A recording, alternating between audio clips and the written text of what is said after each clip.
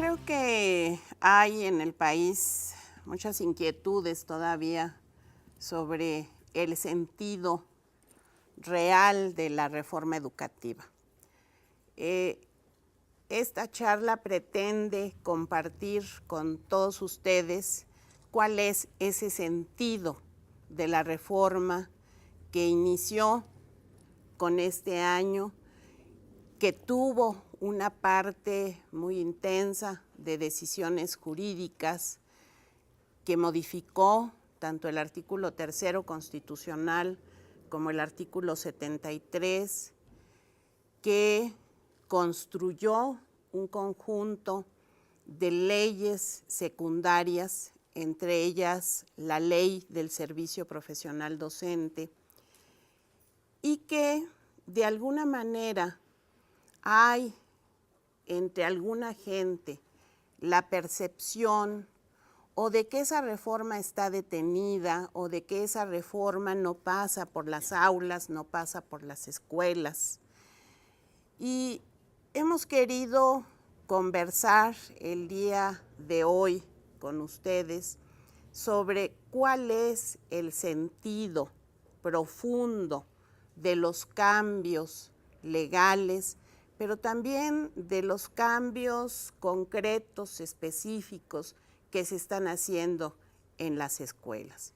Nos importa mucho que ustedes, como la autoridad más cercana a la escuela, transmitan a sus directores, transmitan a sus maestros, transmitan a las familias cuál es el sentido de esta reforma, qué es lo que el gobierno federal, qué es lo que los legisladores, qué es lo que la Secretaría de Educación Pública están pensando y realizando en este sentido.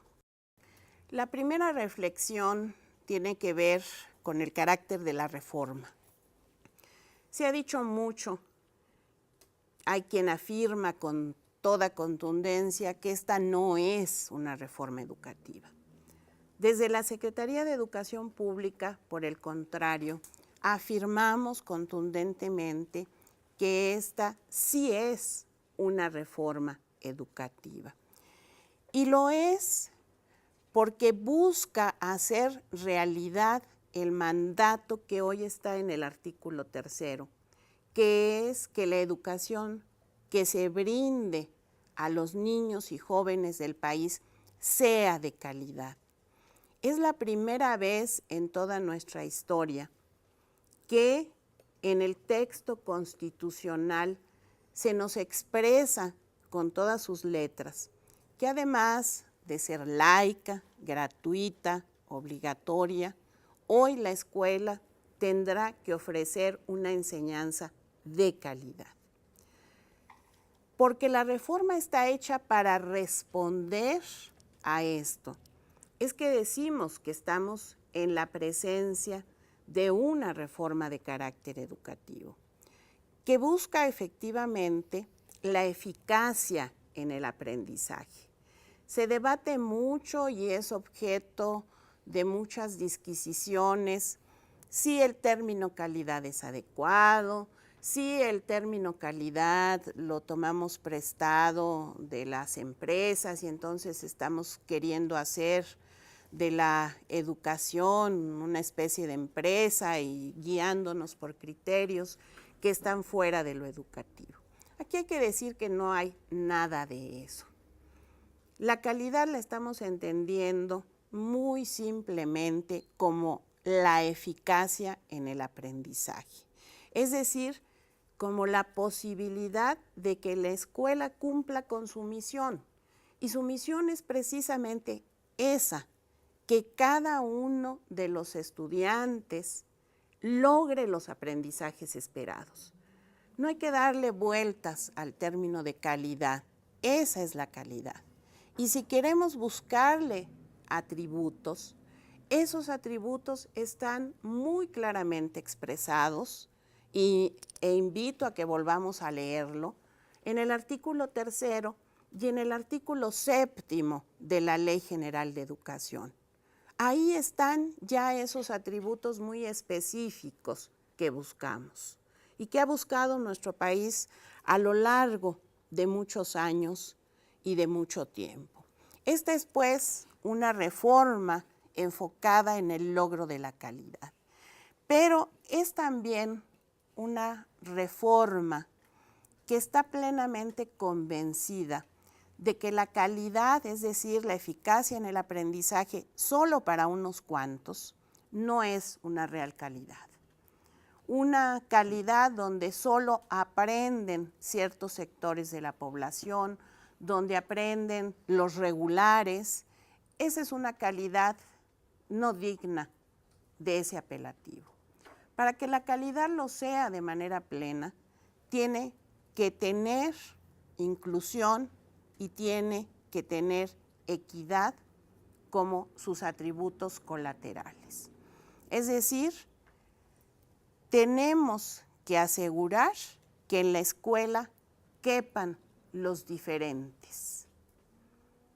No solamente los que están en el promedio, ¿no? Todos aquellos que tienen rasgos distintos, sea de carácter personal, sea de proveniencia étnica, cultural, religiosa, social.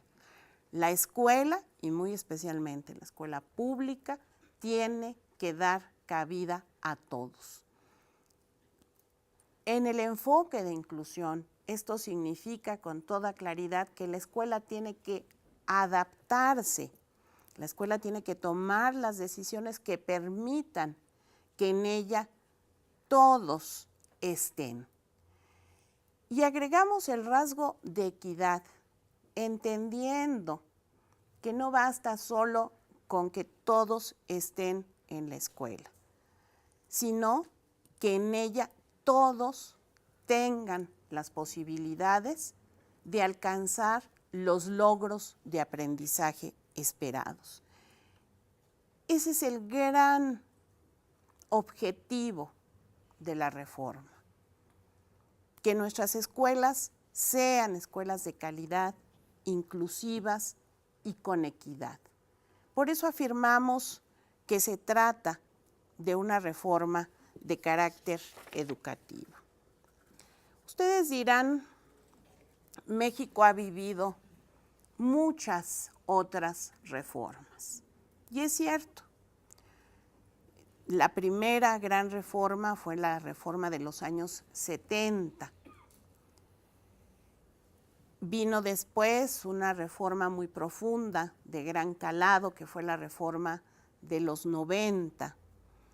Y vino después la reforma integral de la educación básica entre 2008 y 2011, la más reciente. ¿Qué hace diferente a nuestra reforma de este momento, la reforma 2013, de estas otras reformas? ¿Por qué pensamos que esta sí puede tener un impacto claro en los logros de aprendizaje de niños y jóvenes? Esas reformas fueron básicamente reformas enfocadas exclusivamente en lo pedagógico. Fueron reformas que alteraron, cambiaron sobre una cierta idea, planes y programas de estudio, en consecuencia los materiales educativos, los libros de texto básicamente, pero sumaron o restaron otros tipos de materiales, cambiaron los enfoques y de alguna cierta manera se cambió la actualización y la capacitación de los maestros. En todas estas reformas, en estas tres reformas anteriores, la actualización y la capacitación fueron mucho más enfocadas a que los profesores estuvieran en condiciones de aplicar las novedades de las reformas sucesivas en las aulas. La reforma de 92-93 tuvo una parte distinta que la destaca de entre estas otras, que fue la federalización del servicio educativo. Sí, fue una reforma que tuvo también una parte de orden administrativo, el trasladar a las autoridades educativas estatales la operación de los servicios educativos, conservando en la Secretaría de Educación Pública solo la capacidad normativa. Sin embargo, a pesar de este rasgo, lo característico de estas reformas es, como lo señala Rodolfo Ramírez, que atendieron solo a las partes blandas del sistema educativo. Son reformas de lo blando. Me explico. Siendo crucial la parte pedagógica, siendo el eje de cualquier transformación educativa, lo curricular, lo cierto es que lo más sencillo de cambiar es eso, los planes y los programas, los materiales, los enfoques, porque de alguna manera basta con conjuntar grupos de expertos que tomen un conjunto de decisiones. Lo cierto es que estas reformas de lo pedagógico, reconociendo su valía y reconociendo que ahí está el eje de nuestro trabajo, fueron vino nuevo puesto en odres viejos, como dice el dicho. Es decir, cambiamos todo, pero no cambiamos el recipiente. Las barricas donde recibimos este vino siguieron siendo las mismas de toda la existencia de nuestro sistema de educación pública. ¿Cuáles son los resultados? Pues los resultados son muy poco halagüeños. Hemos hablado en estas mismas reuniones ya varias veces de lo insatisfechos que estamos con los resultados de aprendizaje de nuestros alumnos. En las 2 ocasiones anteriores que nos reunimos, solo disponíamos de los resultados de Enlace 2012. Hoy tenemos ya los resultados de Enlace 2013 y un puntito más, un puntito menos, seguimos igual. Es decir, al concluir la educación básica, en el tercer año de secundaria, seguimos teniendo al 80% de los adolescentes en niveles de insuficiente y elemental, tanto en español como en matemáticas. Pero no para ahí los resultados que nos han dado estas reformas. Tenemos también, y ese es un problema que hemos discutido y analizado con ustedes desde el inicio de estas reuniones, escuelas totalmente copadas por demandas de muy diverso orden. Escuelas dispersas que sirven para todo, pero donde este servicio a esas demandas externas da por resultado que no tengamos el foco puesto en lo que realmente importa, que es en el aprendizaje de los alumnos y muy específicamente en el trabajo sobre los contenidos establecidos en los planes y programas de estudio.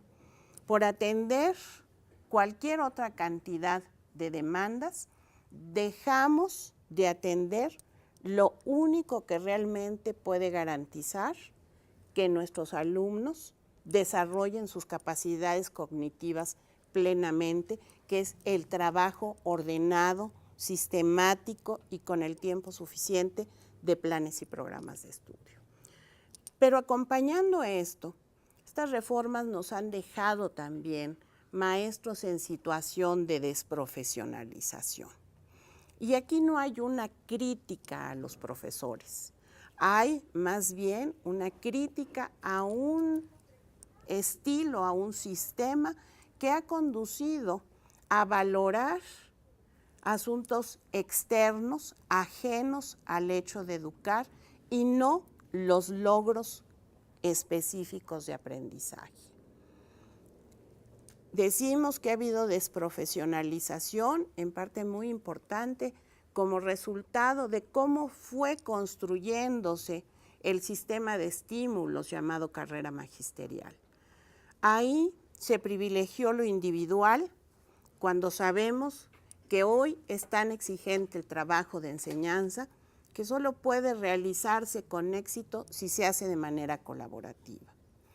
Ahí se privilegió la búsqueda de puntajes a rajatabla, sin importar si realmente los alumnos estaban aprendiendo o no. Y cuando se quiso buscar que los resultados de los alumnos se midieran como parte fundamental del avance en el sistema de estímulos, entonces entramos a una situación que pervirtió totalmente la realización y la operación de la prueba enlace. A eso nos referimos cuando hablamos de esta desprofesionalización. Entonces, estas reformas ubicadas solo en el vino, siguiendo la metáfora del vino nuevo en odres viejos, nos dio por resultado malos resultados de aprendizaje, escuelas cargadas de demandas y maestros también cargados de demandas, valorados por asuntos externos al ejercicio profesional de su quehacer. En ese sentido, esta reforma de 2013 pretende cambiar, en primer lugar, esas vasijas donde se recibe el vino. No podemos volver a darnos el lujo de poner vino nuevo en odres viejos. Hoy tenemos que cambiar la estructura de nuestro sistema educativo. ¿Qué quiere decir cambiar la estructura del sistema educativo? Quiere decir cambiar las normas y el uso de los recursos en el cual se sustenta. Esta reforma comenzó al inicio de este año 2013 con una declaración muy fuerte y muy clara. El Estado viene a recuperar la rectoría sobre la educación. Y eso significa, en primer lugar, recuperar la capacidad de establecer normas y reglas claras y formales. Reglas con un sustento jurídico que les dé la posibilidad de ser conocidas, respetadas y sólidas. ¿Por qué? Porque venimos de un sistema que se mueve en torno de usos y costumbres. Usos y costumbres que resultan inapelables. No hay un tribunal al cual acudir a quejarse sobre los usos y costumbres. Sí hay tribunales a los cuales acudir cuando se viola una norma jurídicamente establecida. Recuperar la rectoría del Estado en educación quiere decir, en parte muy importante, recuperar la política de personal. Y quizá la palabra adecuada no sea recuperar, sino construir por vez primera una política clara de personal que no esté centrada más que en el aprendizaje y en la capacidad de los docentes de generar ese aprendizaje en las aulas. Esto significa entrar a una etapa donde lo que se valora del personal docente, directivo, de supervisión, de asesoría técnico-pedagógica, es su capacidad profesional. Y esto significa sus méritos, sus capacidades, su entrega, su decisión, su idoneidad, como lo plantea la ley. Idoneidad, en este caso, es capacidad de ejercer la función atribuida, la docencia, la dirección, la supervisión, con competencias claras para hacerlo. Normas y reglas que tienen que ser normas y reglas que ya están siendo normas y reglas basadas única y exclusivamente en esos rasgos de capacidad, compromiso. Estamos pasando a un momento donde no son ni las relaciones personales del maestro, ni son sus lealtades a ciertas causas, ni son asuntos casuísticos los que dan lugar a tener una plaza docente, a tener un ascenso, a tener un reconocimiento. Hoy, todo eso que ha marcado a través de los usos y costumbres nuestro sistema queda atrás.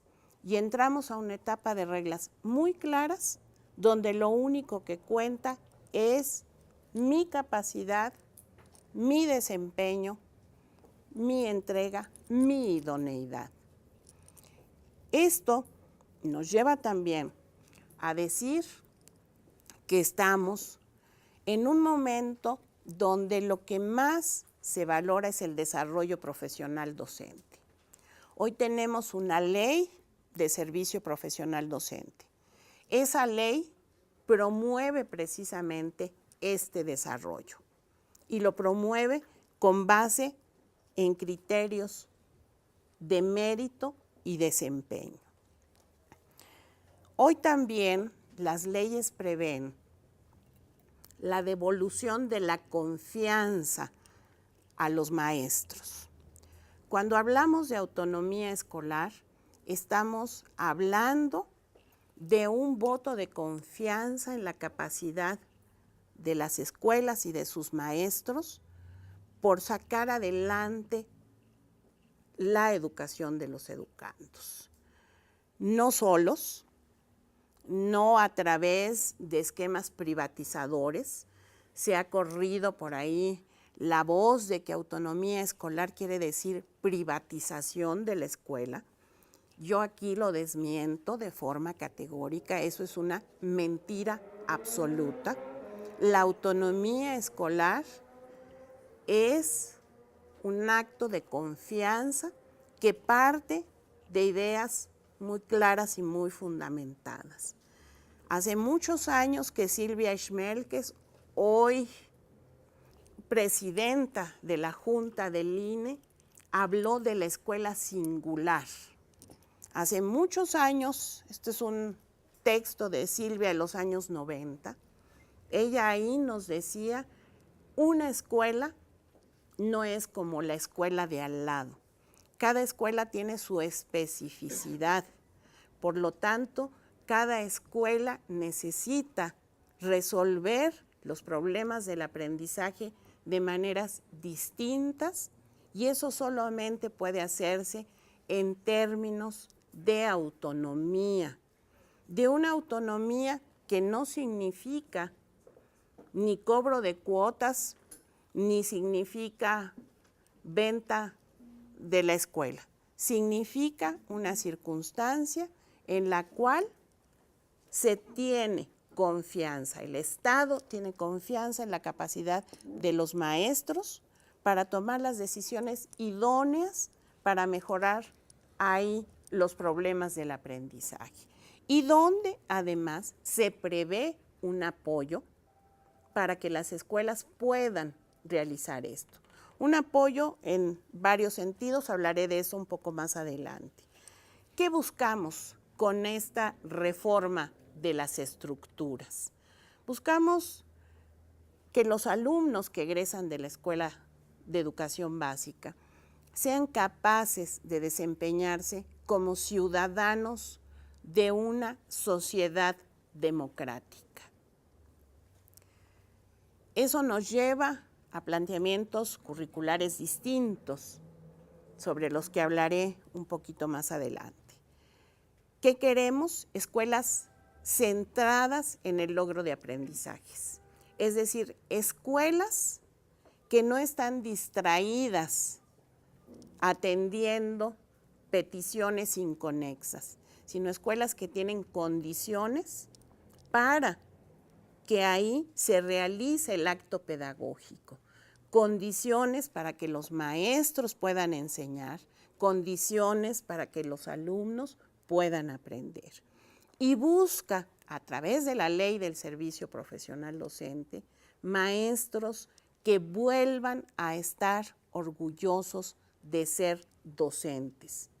Maestros que realmente entren en un proceso de desarrollo profesional que los conduzca a lo largo de su carrera, que los maestros sepan que no necesitan ser amigos de nadie, ni ser leales a tal o cual causa ajena a lo educativo para crecer, desarrollarse y tener otros puestos de responsabilidad dentro del servicio educativo.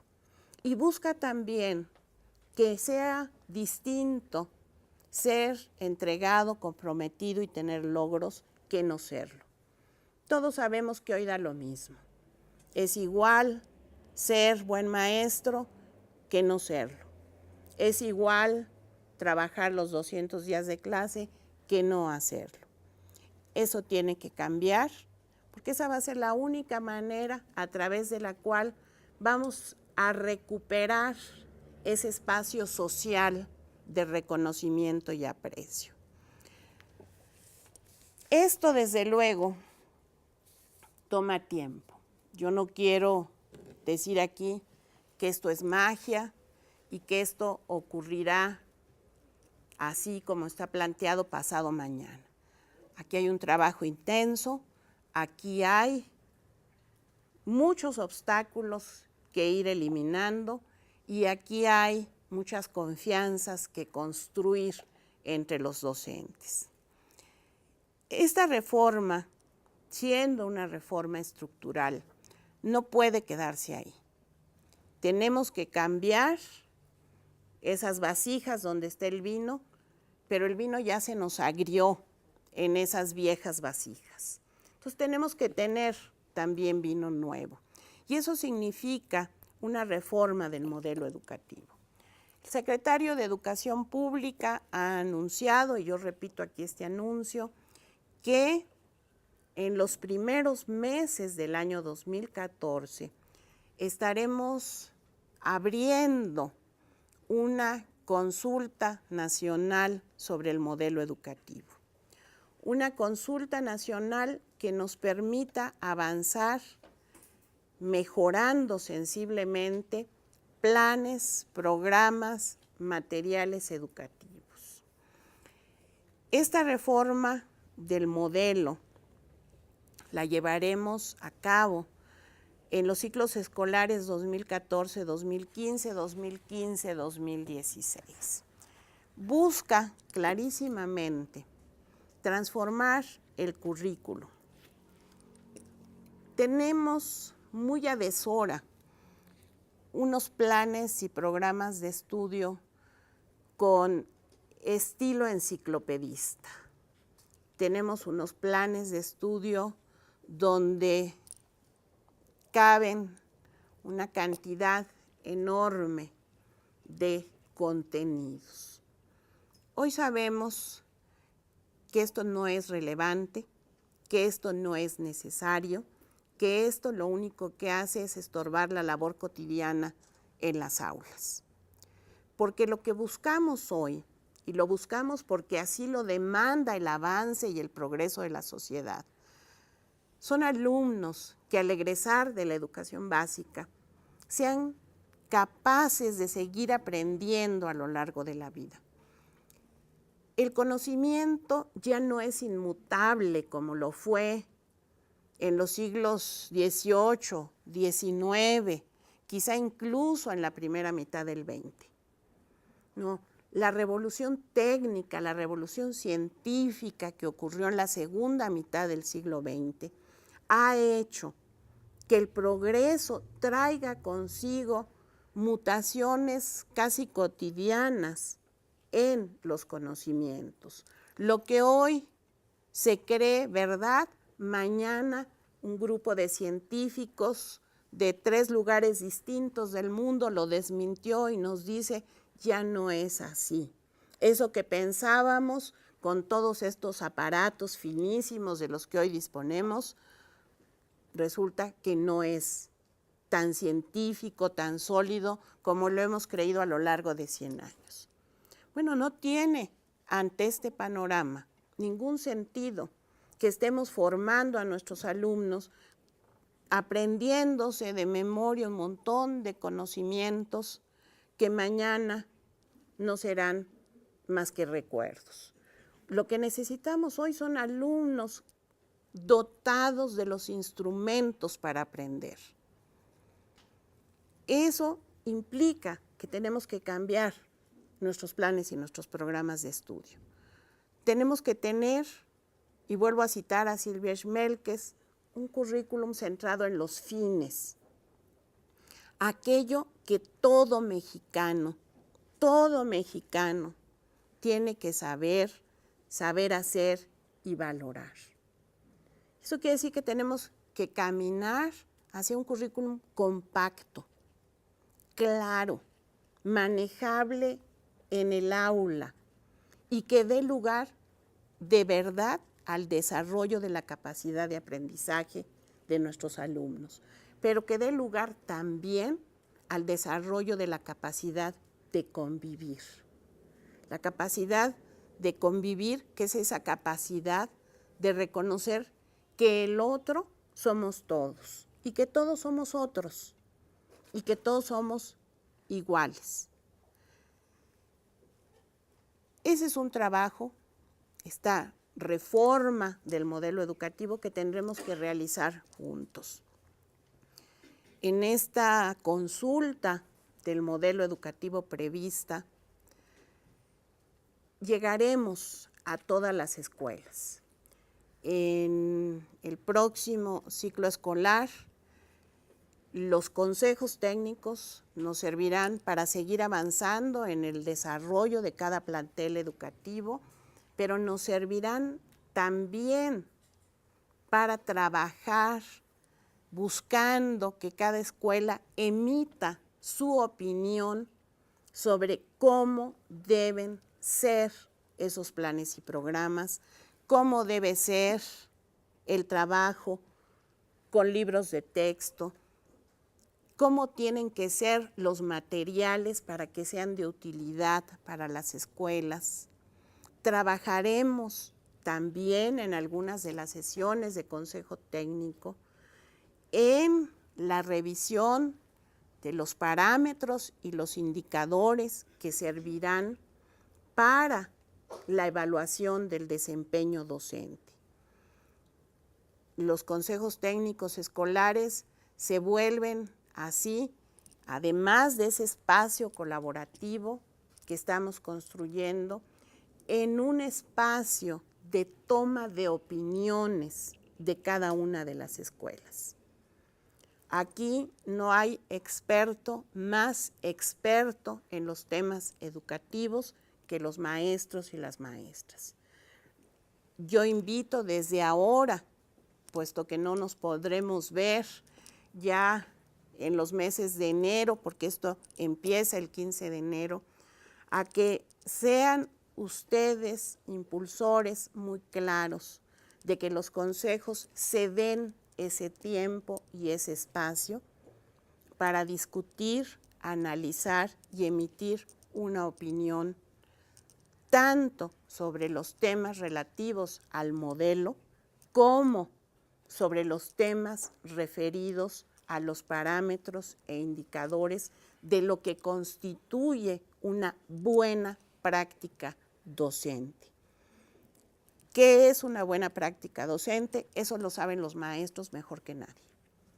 Por eso vamos a ir y les pedimos su apoyo decidido para que esta consulta sea real, tenga conclusiones y esas conclusiones nos las hagan llegar por los mecanismos que daremos a conocer en su momento. Así como buscamos un currículo nacional básico, buscamos también un currículo nacional del cual se pueda salir para enriquecerlo. Tenemos un país diverso, tenemos un país rico, tenemos un país con una heterogeneidad inmensa.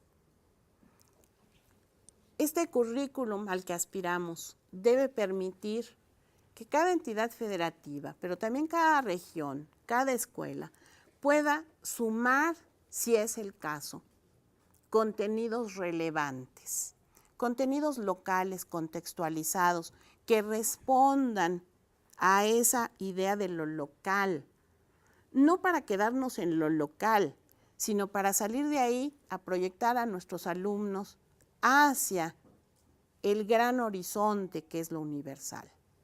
Pero para que logremos esta contextualización, tenemos un currículum básico, muy básico, muy claro, muy esbelto, muy sólido, para que sobre él se puedan desarrollar otras posibilidades. Quien lo pueda y cuando lo pueda. Esto no es tampoco un tema de que para el mes de marzo de 2014 vamos a tener que tener todos una materia escolar. No, no se trata de eso. Se trata de ir construyendo y solidificando lo que construimos. Y desde luego, esto implica también un cambio en cómo entendemos la formación de los maestros. Queremos una formación docente, tanto inicial como continua, centrada en la escuela. Eso quiere decir una formación de orden profesional para resolver los problemas del aprendizaje de los alumnos concretos.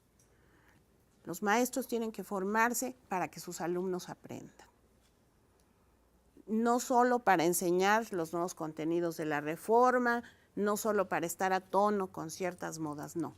La formación docente es una formación docente que tiene que estar focalizada en el aprendizaje, en los estudiantes y en la realidad singular de las escuelas. ¿Qué herramientas tiene la reforma educativa para cumplir sus fines? La primera herramienta es precisamente el servicio profesional docente, que busca, como yo señalaba, el desarrollo de maestros, de directivos, de supervisores, para que su desarrollo esté centrado en el corazón de su profesión, que es el logro de aprendizajes. Para eso necesitamos normas profesionales para ser maestro, normas profesionales para transitar a un puesto de dirección o de supervisión, normas profesionales para ser reconocidos, normas profesionales para permanecer en el servicio educativo. Que reitero, son normas que refieren a la demostración de la competencia propia para ejercer estas funciones. Y esto pasa evidentemente por la evaluación del desempeño. Este es otro de los grandes mitos de la reforma. Es que ahora nos van a evaluar porque quieren castigarnos. Bueno, yo pregunto si ustedes evalúan a los estudiantes para castigarlos. Creo que no, que en la cabeza de ningún profesor sensato está evaluar para castigar. Evaluar, y todos los maestros lo sabemos, es parte del proceso de aprendizaje. Es ese momento donde miramos lo que se ha aprendido, cómo se ha aprendido, y determinamos lo que nos falta por aprender. Así como hacemos evaluación del aprendizaje de nuestros alumnos, los maestros como profesionales también aprendemos. Un profesional en cualquier disciplina, en cualquier profesión, aprende. Y al aprender, necesita estos espacios de valoración de lo que está haciendo. Necesita saber si va bien o se regresa. También nosotros, como docentes, necesitamos saber, en cualquier función en que nos desempeñemos, si vamos bien o nos regresamos. Y si nos regresamos, es para seguir aprendiendo y hacerlo mejor. Una evaluación de desempeño es necesaria para saber si efectivamente estamos logrando nuestras metas profesionales. Es una evaluación de orden formativo. Es una evaluación que nos permite mejorar. Esta evaluación, y el INE, que es el responsable de estos temas, lo ha dicho con mucha claridad, no es solamente un examen de lápiz y papel, no es solo un examen de conocimientos, también va a haber examen de conocimientos, pero es sobre todo una evaluación de desempeño ante el grupo, ante las aulas. Y esto pone un reto fenomenal, porque implica que tenemos que tener evaluadores capacitados en un número suficiente para que puedan recorrer las escuelas del país, puedan estar por lo menos una semana en cada plantel y puedan conocer ese plantel, a sus maestros, a sus estudiantes, a sus padres de familia, para poder entonces establecer de verdad esa mirada global sobre el desempeño del maestro. Es una tarea fuerte, pero es una tarea que estamos construyendo juntos.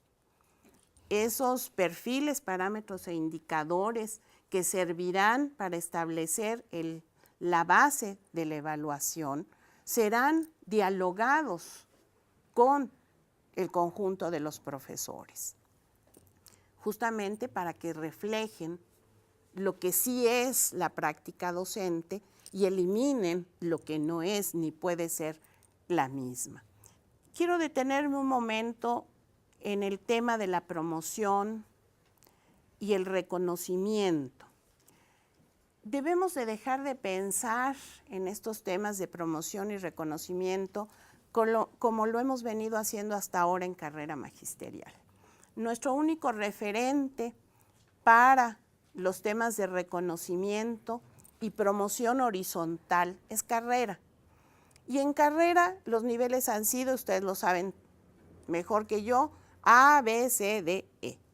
Y A, B, C, D, E no quieren decir nada más que hemos sido capaces de acumular puntos y pasar algunos exámenes con cierto éxito. Exámenes que son idénticos, que no hacen una diferencia entre lo que le aporta el profesor de nivel A al sistema educativo y lo que le aporta el de nivel E al sistema educativo.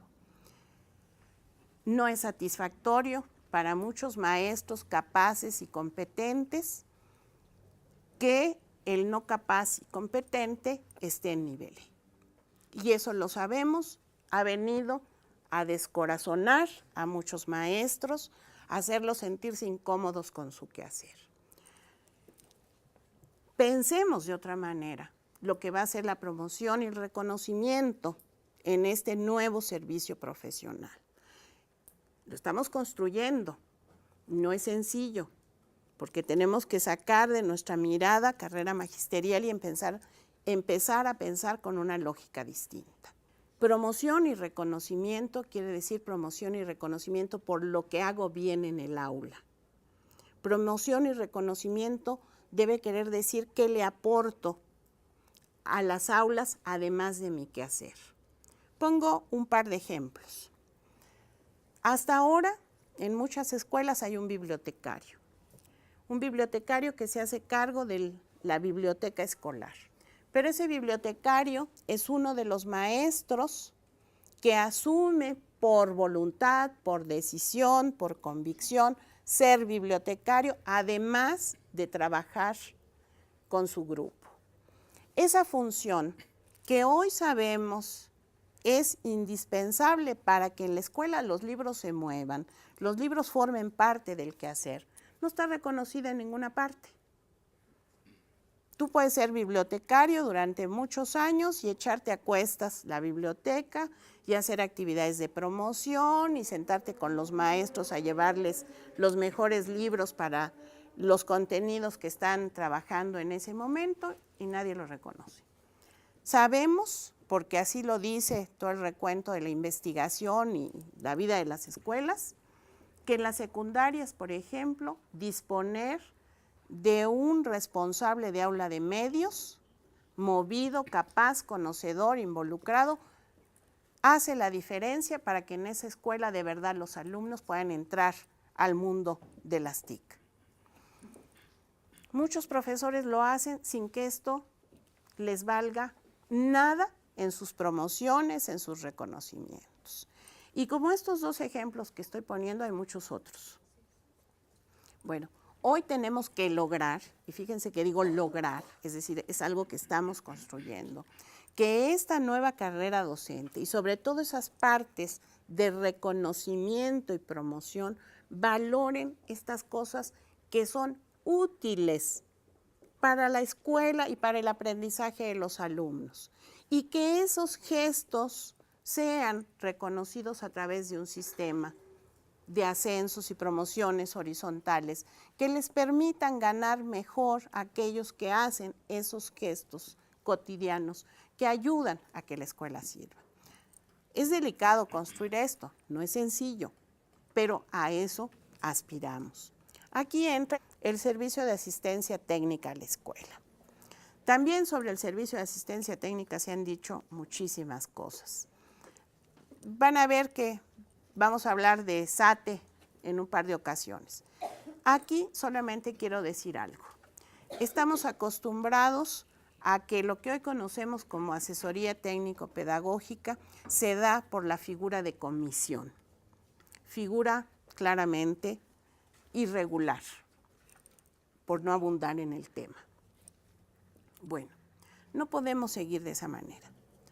Sabemos que hoy es tan complejo educar que el colectivo docente no puede hacerlo solo. Necesita un andamiaje de apoyo. Y el primer andamiaje de apoyo es el servicio de asistencia técnica a la escuela. Un servicio técnico que debe realmente estar profesionalizado, es decir, haber ingresado por mérito. Hoy nuestro, entre comillas, servicio de ATP no es profesional, fue formado casuísticamente, no sirve en ese sentido para que las escuelas puedan realmente tener a alguien que las apoye, las respalde a resolver sus situaciones problemáticas. Por eso, este SATE que hoy tenemos que constituir está íntimamente vinculado con el servicio profesional docente, porque los profesores que formen parte de él llegarán por méritos profesionales, no por otro tipo de méritos, sino por méritos profesionales. Otra herramienta de la reforma es la autonomía, que busca, como ya señalábamos, que las escuelas puedan estar centradas en el aprendizaje. Hemos venido trabajando con el apoyo decidido de ustedes en el establecimiento de los consejos escolares, los consejos técnicos. ¿Por qué ligamos los consejos con la autonomía? Porque la autonomía, como hemos señalado en diversas ocasiones, no es una concesión graciosa, no es un espaldarazo, no es te convierto en autónomo.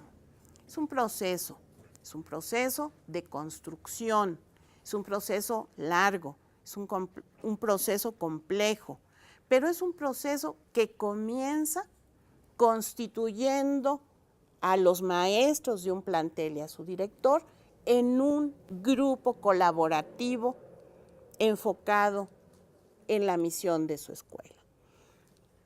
Hemos comenzado a construir ese camino a la autonomía con los consejos técnicos escolares. Por eso es tan valioso que aquí podamos discutir cómo estos consejos están o no logrando consolidarse. Porque no habrá autonomía real si no hay un colectivo docente integrado.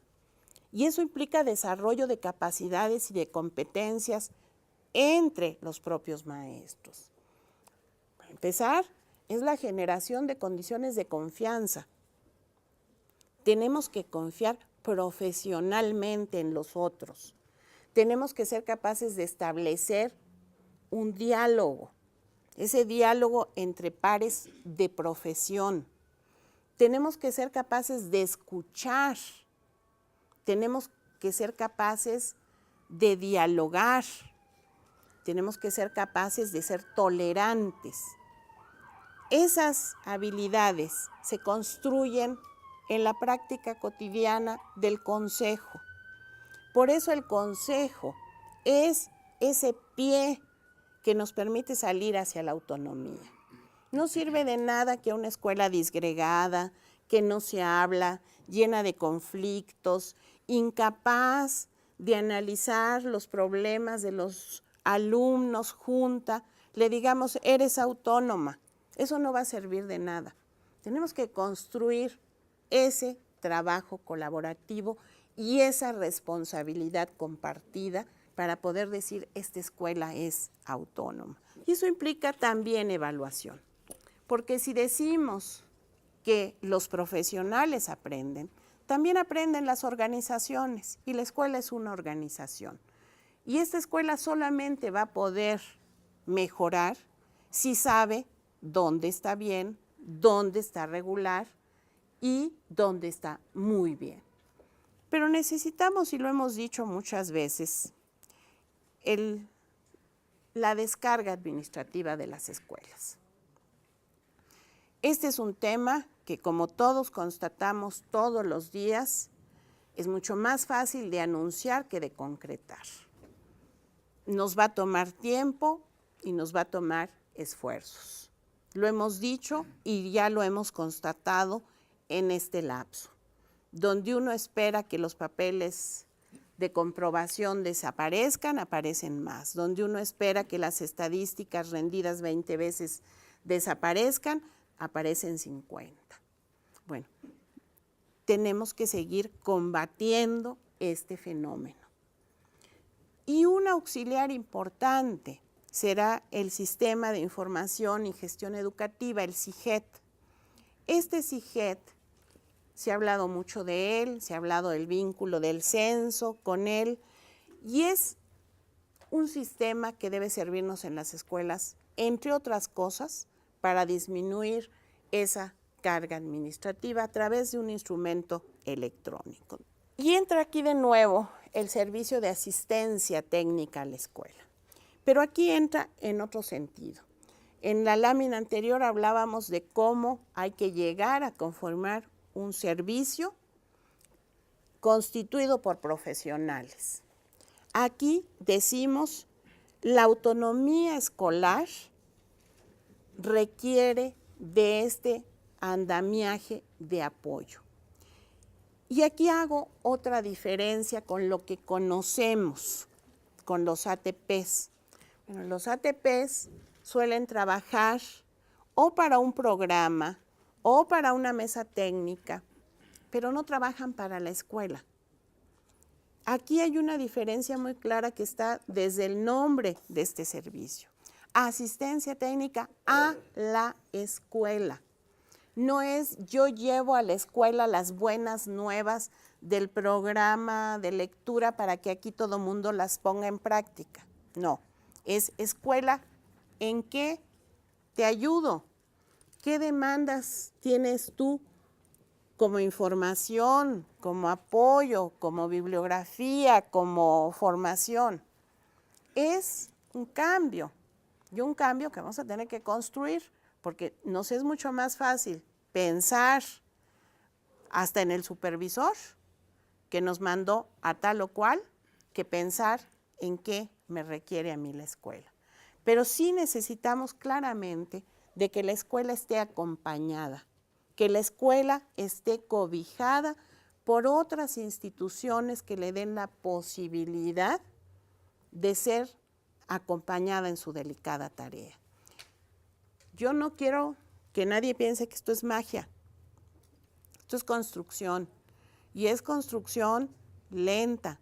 Hay muchas inercias que nos detienen, ¿no? Estamos combatiendo contra las inercias. ¿Cómo vamos a construir todo esto?